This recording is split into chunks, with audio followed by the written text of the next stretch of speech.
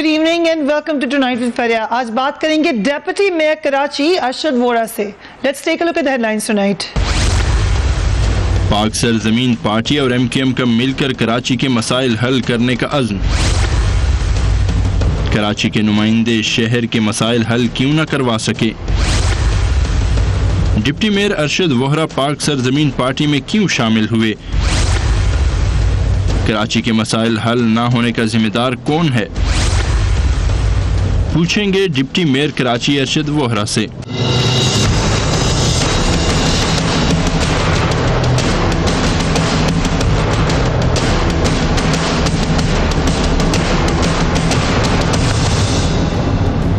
And a very warm welcome to the show. 22 अगस्त 2016 के बाद MQM के कई अहम रहनुमा पार्टी छोड़कर PSP में शामिल हुए, मगर MQM की सफ़ों में जो घबराहट, जो खिलबिली, जो परेशानी हमने इस वक्त देखी है जब deputy mayor Karachi Arshad Vora MQM को छोड़कर PSP में शामिल हो गए।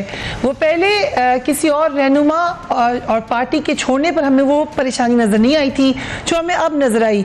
यहाँ तक कि ये खबरें गूंजने लगी कि शायद MQM का खात्मा होने लगा है। PSP की तरफ से पूछें तो हमें पता चलता है कि वो कहते हैं कि तकरीबन हर कोई ही उनके राब्ते में है। MQM का मसला सिर्फ यही नहीं है कि मेंबर्स छोड़ के जा रहे हैं, बल्कि अपनी पार्टी के अंदर भी बड़े इख्तलाफात और इंतशार नजर आ रहा है। हमारे साथ इस वक्त मौजूद हैं डिप्टी मेयर अरशद वोरा साहब। Thank you very much for being on the show. Arshad साहब, MQM बार बार इल्ज़ाम लगा रही है, एंड आई नो आपने उसको एड्रेस भी किया है कि आप दबाव की वजह से MQM छोड़कर PSP में गए हैं। आपने जो जवाब दिया, अब उस जवाब को हर जगह पे इस्तेमाल किया जा रहा है कि आपने खुद कहा कि एक वक्त में मेरे ऊपर बड़ा प्रेशर था, मैं उस वक्त नहीं गया और अब मैं क्यों आता दबाव में। तो ये कहा जा रहा है कि आप तो खुद कह रहे हैं कि दबाव डाला गया बाकायदा। देखिए, मैं आपको एक चीज़ क्लियर कर दूं। आपने कहा ना कि मैंने कहा कि इस दफ़ा कोई प्रेशर नहीं था और पहले प्रेशर था, तो इस दफ़ा मैंने PSP से खुद रब्ता किया कि मैं शामिल होना चाहता हूं। और जो दबाव था वो ये था कि जिस वक्त PSP बनी थी उस वक्त अनीस कायम खानी, मुस्तफ़ा कमाल भाई और ये सारे लोग जो हैं, मैंने इनके साथ 15 साल काम किया, मैं उनकी टीम का हिस्सा था और ये सारे मेरे दोस्त थे। मैं इनसे मिलने भी गया था, ये भी मेरे पास मिलने आए थे, इनमें से बहुत सारे लोग मुझे मेरे पास मिलने आए थे। तो ये एक मॉरल दबाव था दोस्तियों का, एक साथ काम करने का, कि मैं उस वक्त उनको ज्वाइन कर लूँ। खुदा ना खास्ता मेरा ये मकसद नहीं है कि किसी इंस्टीट्यूशन की तरफ से मुझ पर दबाव था, एक मॉरल दबाव था, अपने दोस्तों का दबाव था। उस वक्त उन्होंने बहुत मुझे कहा कि आप आ जाओ, आप हमारे साथ शामिल हो जाओ, लेकिन उस वक्त मैं शामिल नहीं हुआ। आज मैं शामिल हुआ हूँ तो अपनी मर्जी से हुआ हूँ, इनके कहने पे नहीं, बल्कि मैंने खुद इनको 1 माह पहले कहा था कि मैं आना चाह रहा हूँ, लेकिन चंद वजूहात की बिना पर मैं खुद रुक गया था और फिर मैंने ये फैसला किया कि मुझे छोड़ के जाना चाहिए। और छोड़ के जाने की वजह जो है वो मैं फिर एक दफ़ा क्लियरली बता दूं कि जिस आवाम से हमने वोट लिए, जिनको हम डिलीवर नहीं कर सके, जब डिलीवर नहीं कर सकते तो मेरा ज़मीर ये नहीं कहता कि मैं वहाँ पर बैठूं और मैं उन लोगों के साथ जिनकी नीयत ही साफ नहीं है, जिनकी नीयत काम करने की नहीं है, जिन्होंने 1 साल में ना डिलीवर किया ना डिलीवर करने दिया। तो बेहतर यही था मेरे लिए, इससे अच्छा और बेहतर कोई ऑप्शन नहीं था। कम से कम मैं अपने अल्लाह को जवाब दूँ, अपनी आवाम को जवाब दूँ, तो मैं उन लोगों के साथ नहीं चल सकता था जिनकी नीयत में आवाम को डिलीवर करना है ही नहीं। एक कोई ऐसी चीज़ बता दें जो इन्होंने विजन दिया हो कराची की आवाम को कि हम तुम्हारे लिए ये करेंगे। 25 अरब का पैकेज तो मांग लिया, 25 अरब के पैकेज में क्या प्लान हैं इनके, क्या करना चाहते हैं। आवाम को रोडें और सड़कें ही नहीं, बहुत सारी और इश्यूज भी हैं वहाँ के। क्या अरशद सर, MQM बार बार ये भी इल्ज़ाम लगाती है, जो आपने कहा कि ऐसा कोई दबाव नहीं था, लेकिन आप जब आप MQM में रहे हैं उस वक्त भी MQM यही कह रही थी कि सियासी कुव्वतें हैं, कुछ कुव्वतें हैं जो दबाव डालती हैं, हमारे लोगों को उधर ले जाती हैं। अभी फिर फारूक सत्तार साहब ने कहा कि आपके जो मुकदमात हैं, आप बड़े परेशान थे अपने मामलात से और वो दुआ करते हैं कि अब हल हो जाएँ। ये हल हो जाएंगे मामलात? देखिए, मैं आपको एक बात बताऊं, मुझे आप ईमानदारी से बताइएगा, क्या ऐसा पॉसिबल है दुनिया के किसी भी कानून में या पाकिस्तान के कानून में कि एक शख्स जो एक सियासी जमात में है उसके ऊपर चोरी का मुकदमा है या कत्ल का मुकदमा है या डकैती का मुकदमा है, तो सियासी जमात चेंज होने से वो मुकदमा कानून की किताब में ख़त्म हो जाएगा। जिस जगह ये FIR कटी हुई है वो ख़त्म हो जाएगी। मुझे अपने चाहे वकील के थ्रू, चाहे मुझे तो खुद साबित करना है ना कि मैं गुनहगार हूँ या गुनहगार नहीं हूँ। जो इल्ज़ाम मुझ पर लगाया गया है वो सिर्फ इल्ज़ाम ही है या नहीं है, ये तो मुझे साबित करना है ना। ये किसी या फिर मेरे वकीलों ने साबित करना है। और ये बात तो 1.5-2 साल पहले भी उठी थी, उस वक्त भी मैंने फेस किया था, उस वक्त भी मैं अल्हम्दुलिल्लाह कहीं नहीं गया था, और आज भी मैं यहीं पे मौजूद हूँ और मैं फेस करूँगा। जाहिर सी बात है कि एक इशू है जिसको कि दोबारा फिर एड्रेस किया गया है, अब दूसरे तरीके से किया गया है। वो अरशद वोरा पे, Arshad Vora has to face it and Arshad Vora will face it इंशाअल्लाह ताला। तो ये मेरी डिक्शनरी में कहीं ये नज़र नहीं आता कि ये पार्टी छोड़ दूँ तो इस पार्टी में चला जाऊँ तो मेरे पे ये केस ख़त्म हो जाएगा, और ये वजह नहीं है। मैं फिर एक दफ़ा क्लियरली कह दूँ, मैं रिपीट कर रहा हूँ अपनी बात को कि जिस आवाम ने वोट दिया, इन लोगों ने ना काम करने दिया, ना काम करने का इनका कोई विजन है। और मैं फिर एश्योरेंस भी देता हूँ कि ना अगले 3 साल तक ये काम करने के काबिल है। जब एक पार्टी के अंदर 40 लोगों में राब्ता कमेटी, 40 लोगों की, 11 लोगों की सुप्रीम काउंसिल, उसी में यूनिटी नहीं है तो वो आवाम को क्या डिलीवर करेंगे। आपके पास हर दूसरे दिन, हर 12 घंटे बाद तो आपकी पॉलिसीज चेंज हो रही होती हैं। आप आज 3 महीने बाद रैली निकाल रहे हैं मरदमशुमारी पे, कराची के हुकूक पे, जो आपको जिस दिन ये आया था उसके 3 दिन के अंदर निकालनी चाहिए थी, आपको ये सोचने में भी 3 माह लग गए। तो कराची की आवाम से मैंने 1 साल क्यों बर्दाश्त किया? I wanted to deliver, there was an opportunity. Allah ताला ने एक मौका दिया था कि आप डिलीवर करें। मुझे कुछ महकमे दिए गए थे कि आप इसकी जिम्मेदारी पूरी करेंगे। उन महकमों में भी मुझे कुछ नहीं करने दिया गया, ना खुद कुछ किया, ना किसी को कुछ करने दिया। मुझे बता देना 1 साल में हमने क्या किया। 1 साल का मतलब ये होता है 4 साल में से 1 साल 25% आपने अपना वक्त खो दिया। उस 25% वक्त में क्या आपने 25% डिलीवर किया, 5% डिलीवर किया, 10% डिलीवर किया? कोई चीज़ तो नज़र आए और आगे का विजन भी तो नज़र आए। अर्शद साहब, ये आपने कहा कि डिलीवरी ना करने की वजह से आप परेशान थे, फिर तो आपको ओहदा नहीं छोड़ना चाहिए था। अब क्या PSP में आके आप डिलीवर कर सकेंगे? आपने तो पार्टी बदल ली। देखिए, मैंने कहा ना कि मैंने तो इस ओहदे से भी साथ साथ मैंने जब अनाउंस किया था ना, तो मैंने उस वक्त ये भी अनाउंस किया था कि मैं डिप्टी मेयरशिप से भी रिजाइन कर रहा हूँ। लेकिन पार्टी का फैसला, काउंसिल के अंदर जो लोग बैठे हुए हैं वो लोग मुझे अश्योरेंस दे रहे हैं कि आप इस्तीफा ना दें। एज ए डिप्टी मेयर हम आपके साथ हैं। हम कराची की आवाम को जो कुछ भी जिस तरीके से ये पॉसिबल होगा हम डिलीवर करके दिखाएंगे। ऑन दी अदर हैंड, अगर ये समझते हैं कि मुझे हटाना चाहिए तो फिर मैं इनसे ये कहूँगा, इनके पास कानूनी रास्ता मौजूद है। मेरे खिलाफ तहरीक अदम एतमाद लाएं, इलेक्शन कमीशन ऑफ पाकिस्तान में जाएं। मैं उस तरीके पे भी अगर मुझे डिफेंड करने पे आया तो मैं डिफेंड करूंगा, और अगर मुझे मेरी पार्टी ने और कानूनी माहिरीन ने मशवरा दिया कि नहीं आप रिजाइन कर दें तो मैं रिजाइन कर दूंगा। ये एक पॉलिटिकल देखिए, इसमें it's not only the matter of legality और illegality, it's a matter of politics and it's a matter of principles. ठीक है ना? कुछ लोगों को कन्विंस करना, जो लोग कह रहे हैं सिटी काउंसिल में बैठ के, जो काउंसिल के मेंबरान हैं 40 से 50 के करीब, जो वो कह रहे हैं कि आपने भी रिजाइन नहीं करना है, हम आपके साथ हैं, तो हम भी रिजाइन करते हैं। और अगर उन सब ने रिजाइन कर दिया तो फिर ये बड़ी मुश्किल में आ जाएगी बल्दिया, और हम नहीं चाहते कि एक कोई जो ना गैप ऐसा आ जाए जिस गैप ने जिसने वर्किंग करके देनी हो। या तो फिर हम उन पे वॉच डॉग का काम करें, हम बैठ के वॉच डॉग का काम करें और हम देखें कि भाई शायद हमारे इस प्रेशर में किसी जगह, आज देखें ना 12 महीने बाद नवंबर में तकरीबन 14 महीने बाद पहली दफ़ा 2018 का इलेक्शन सामने नज़र आ रहा है। तो 2018 के इलेक्शन के लिए इन्होंने जो है वो ADP का इस्तेमाल शुरू किया और कहा कि हम काम करना शुरू करते हैं। तो क्या आवाम ये नहीं पूछेगी कि पहले भी तो पूरा साल 5 दफ़े ADP मिली है, उसका क्या किया आपने तो प्रेस कॉन्फ्रेंसेस की थी, आपने क्या किया उसमें? ये चीजें हैं। देखिए, आवाम ऐसे नहीं छोड़ेगी। आवाम ने आपको वोट दिया है, आवाम नहीं छोड़ेगी। अगर मैंने चोरी की है अब आप मुझे जूते मार के निकालिए। सुन ले सर, ये भी कहा कि आपने अभी का सपोर्ट है आपकी, ये भी नजर आया कि इसीलिए तरीके अदम नहीं शायद लाई MQM कि उन्हें भी पता है आपकी सपोर्ट है। तो ये खबरें कहाँ तक दुरुस्त हैं कि आपके पास इतनी सपोर्ट है कि हो सकता है आप वसीम अख्तर के खिलाफ तरीके अदम ले आए, ऐसा हो सकता है? नहीं, मैं ऐसा कुछ भी नहीं कहूँगा, अभी ये काबिल वक्त है, it's too early to say anything about this. मैंने कहा ना कि इसके दो एस्पेक्ट्स भी हो सकते हैं ना, एक वॉचडॉग वाला एस्पेक्ट को आप क्यों, वो भी एक बहुत इंपॉर्टेंट वैल्यू रखता है, जहाँ पे कि आप किसी को मजबूर करें कि it is your responsibility and you have to do it, you have to perform. हम एक वक्फा लेते हैं, उसके बाद बात करेंगे। कीप वॉचिंग टुनाइट विद फरिया।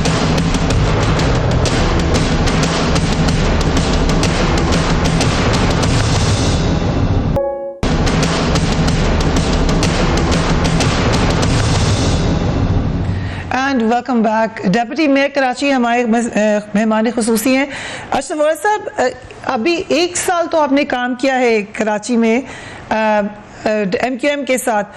आपके अब मुस्तफ़ा कमाल साहब आप जानते भी हैं, उनको पहले से जानते हैं, उन्होंने इल्ज़ाम लगाया मेयर साहब पर कि उन्होंने करप्शन की है, और उन्होंने बल्कि कहा कि उन्हें बहुत ज़्यादा करप्शन की है।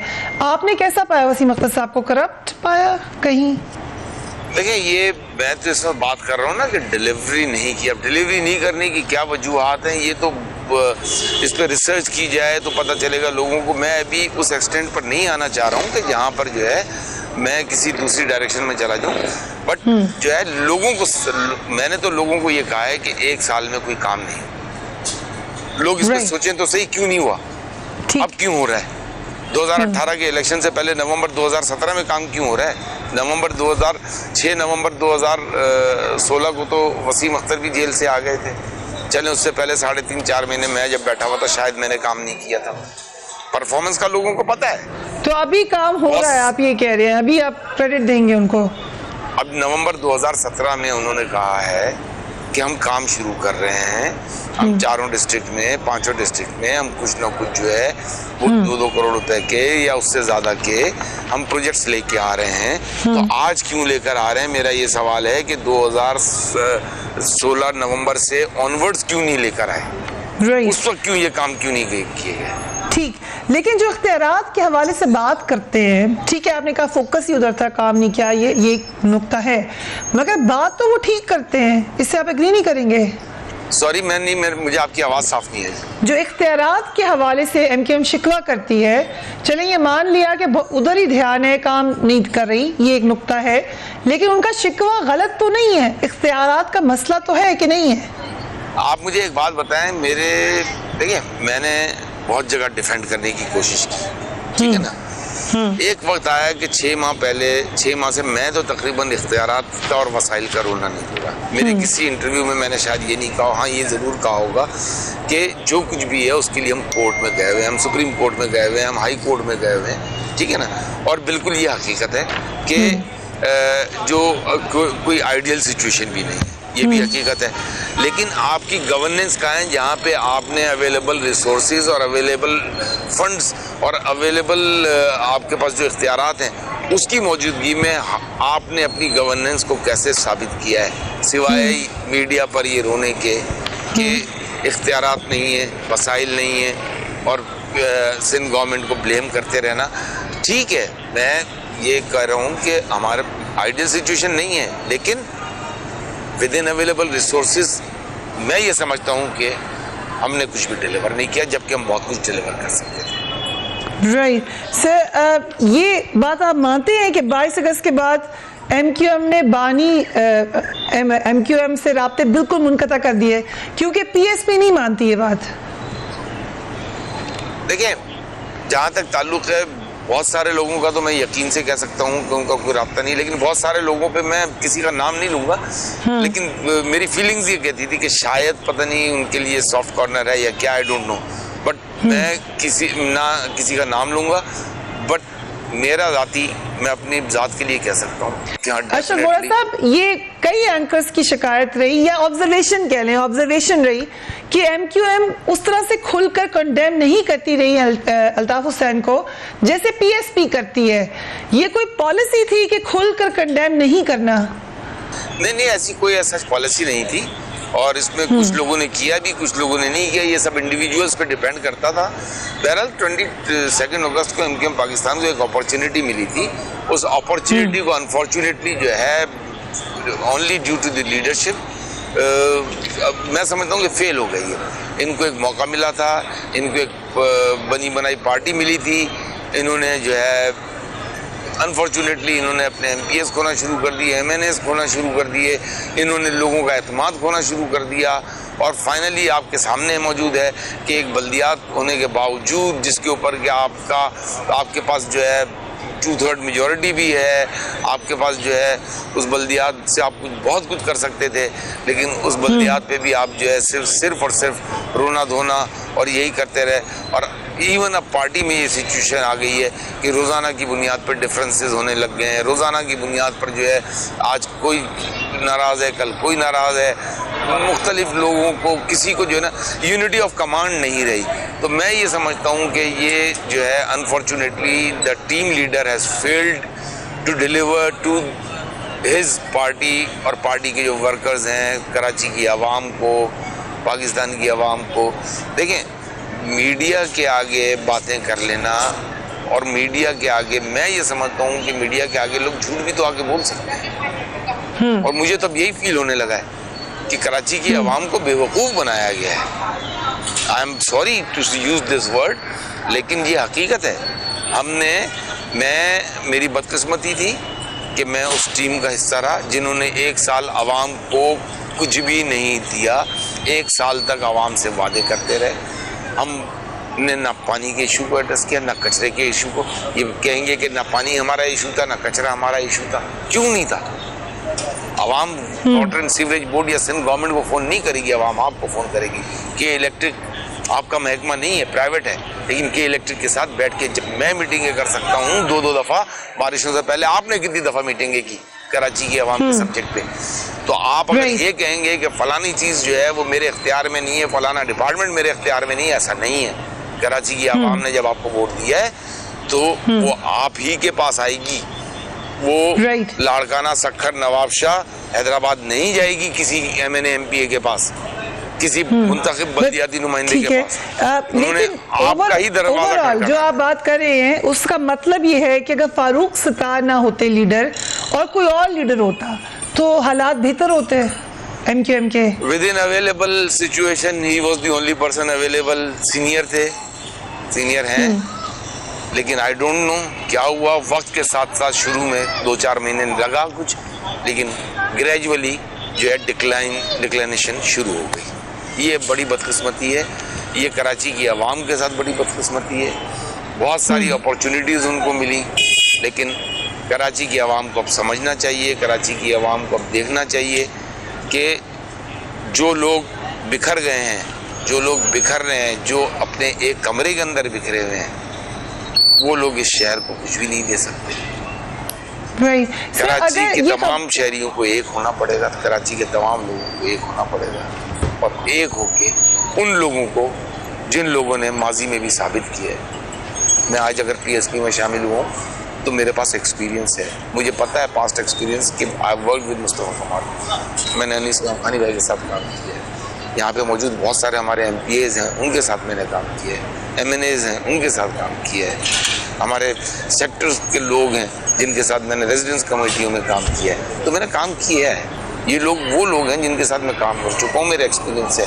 अनफॉर्चुनेटली उन लोगों ने जिनके साथ मेरा बड़ा थोड़ा वक्त हुआ था और मेरी कोशिश थी कि शायद ये कुछ बेहतरी की तरफ ले जाएंगे, नहीं ले जा सके।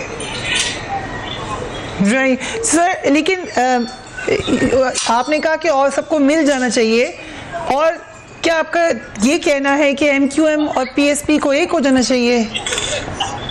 MQM और PSP को एक हो जाना चाहिए? देखें, पहले भी बोल चुके हैं मुस्तफा कमाल और अनीस गंगोही के जिसको भी आना हो यहाँ पर वो आ जाए, बिल्कुल एक होना चाहिए। एक होंगे तो बेहतर है, उन लोगों के हक में ही बेहतर है, क्योंकि on their own they are failure. अगर उनके अंदर जज्बा है, वो काम करना चाहते हैं, तो आए, बिल्कुल आए, साथ में मिल जाए, जरूर ज्वाइन करें। अनीस कायम खानी भाई, मुस्तफा कमाल भाई कह चुके हैं, सबके लिए दरवाजे खुले हुए हैं। लेकिन ये खबरें किस हद तक गर्म थी MQM में कि फारूक सत्तार भी PSP को ज्वाइन करने वाले हैं, जैसे कि सलमान बलोच साहब ने इल्ज़ाम लगाया। देखिए, मुझे तो ये नज़र आ रहा है कि बहुत जल्दी जो है बहुत सारे लोग ज्वाइन करेंगे। मतलब मैं जब आया हूँ, मेरे साथ बहुत सारे लोग ज्वाइन करना चाह रहे थे, लेकिन मैं नहीं चाह रहा था कि मेरे साथ आएँ तो कल कुछ जिन लोगों के साथ मैं उठा बैठा हूँ, कल कोई इल्ज़ाम लगाएं कि देखो ये जुलूस ले गए या रेला ले गए। लोग खुद ही आएंगे, लोग अपने आप इंडिपेंडेंटली आएंगे, इंडिविजुअली आएंगे। आप देखिएगा, आपने अभी देखा एक प्रेस कॉन्फ्रेंस हो गई है। अब इंशाल्लाह ताला ये एक कंटिन्यूस सीरीज चलती रहेगी और आप देखते रहेंगे, कराची की आवाम भी देखते रहेंगे। राइट सर, आप एक और फारूक सत्तार साहब के साथ मिलकर जो एक इल्ज़ाम है वो ये है कि फारूक सत्तार के साथ मिलकर बानी MQM के लिए मनी लॉन्ड्रिंग का इल्ज़ाम है आप पर। इस इल्ज़ाम में आप कैसे बेगुनाह साबित करेंगे खुद को? मुझ पर इल्ज़ाम है? क्या इल्ज़ाम है?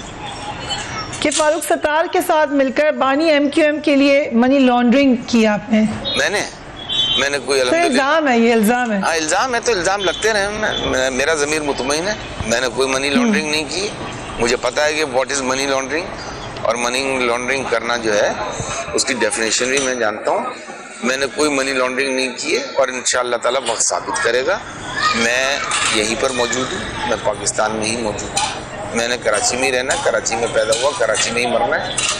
ये वक्त बताएगा इंशाअल्लाह ताला कि मैंने कोई ऐसा काम नहीं किया है जो एंटी स्टेट काम हो।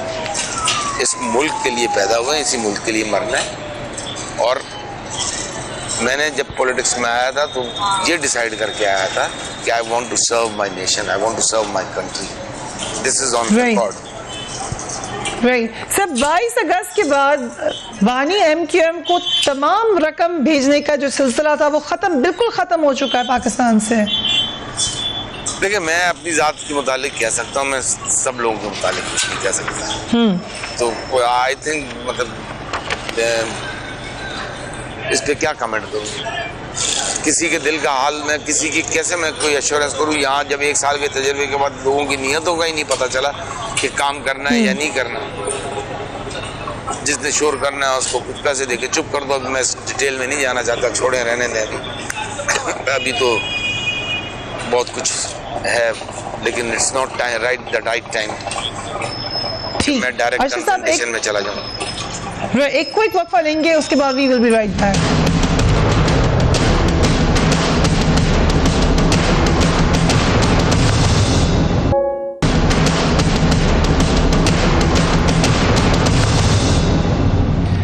Welcome back. अरशद वोरा साहब, इलेक्शन आपने खुद कहा कि सामने आते हुए नजर आ रहे हैं। बिल्कुल फर्क होगी इस दफा कराची की सियासत। किसका मुकाबला होगा किससे? मुझे तो फिलहाल जो नजर आ रहा है वो नजर आ रहा है कि PSP का मुकाबला होगा बहुत सारे लोगों से। बहुत सारे लोगों से? कौन कौन से? और कराची की आवाम जो है वो अब सबको भुगत चुकी है, सबको देख चुकी है, और जिन लोगों को एक्सपीरियंस कर चुकी है और जिन्होंने पास्ट में डिलीवर किया है, डेफिनेटली वो कराची की आवाम फिर उन्हीं को वोट देगी।